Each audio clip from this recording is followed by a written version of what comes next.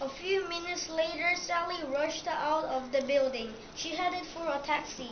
Just then, a shy-looking mouse stopped her. "Sorry to bother you, Mrs. Marmousen," the mouse squeaked. "I'm Mickey Misprint, your proofreader. I just want to ask you about my raise. You've been telling me I'm gonna get one the past 10 years. I have 5 small mice to feed, and we live in a tiny hole. Sometimes we go to bed hungry." Sally pushed them away. "Please," she snorted. "I don't have time for your little problem." Then she began to imitate Mickey in a high-pitched voice. "I'm a fey mouse, a rich and important rodent. I don't have time for your petty concerns," she scoffed. "Tell it to some mouse who cares. I have a party to attend. Now get lost right now, at once, immediately." Poor Mickey wiped a tear from his eye. Then he slunk back into the building. I was furious. Sally was insensitive. At the Rodents Gazette, I treat my employees with respect. We are all part of a team. I couldn't run the paper without him. Who did Sally think she was? I wanted to grab her by the tail and shake her. Vroom! But she had already disappeared in a taxi. A second later, Trap put the phase 2 of our plan into action. "Break a paw," the rest of us whispered as he hustled into the building. Then he snuck in behind him. Near the staircase, Trap ran into Sally's man-named editor, Rodney Rulerat. He had a stack of papers in his hand. "Good morning, Mrs. Ramousen. Here are the stories you asked for.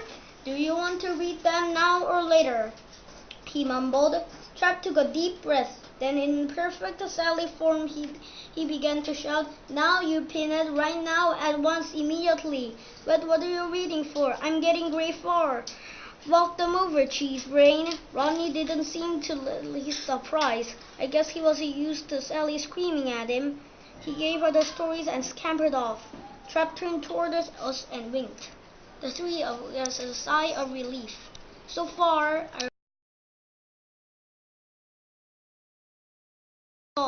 we followed right behind.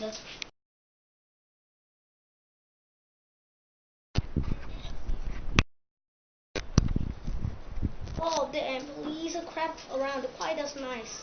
They looked like they were afraid of their own furry shadows. When Sally, I mean the fake Sally, strode by, you could practically feel the whole room tremble. Pasted on the wall were framed sayings. Who wrote them? You guessed it, Sally Ramousen. "Don't make me squeak. Work harder. Work faster. Just work. Move it or lose it. I call the shots around here. I'm always right. Talk less, do more. This is a rat race. No rest allowed." Trevor found a door with a golden name plate on the front. It read Sally Ramousen, the greatest mouse on earth. "I think she took too many confidence building classes," Trevor whispered. I snickered. Sally really was incredibly conceited, that is. Trap marched through the door. The rest of us trailed behind. Sally's office was a huge, icy room. Brrr. It was bigger than my entire mousehole. Her desk was an enormous triangular glass table. The legs looked like three cat's paws. Trap plopped down in Sally's armchair. Then he buzzed at the secretary. "Bring me Geronimo Stilton's contract, please." He said, "Uncle," I groaned to myself. What was he doing?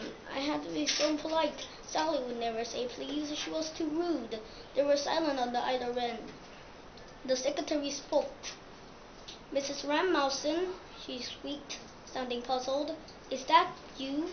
Trap immediately realized he had made a mistake. "Of course it's me, you fool," he screeched in his bad Sally voice. "What is wrong with you? Are your ears lined with cheese? Get me the contract right now, at once, immediately." I grinned. Now that was much better. Trap was really getting into his role. He sounded exactly like the Sally I knew and feared. Maybe Trap should think about a new career as an actor. 30 seconds later, a folder lay on the glass table. It is the sale contract of the Rodents Gazette.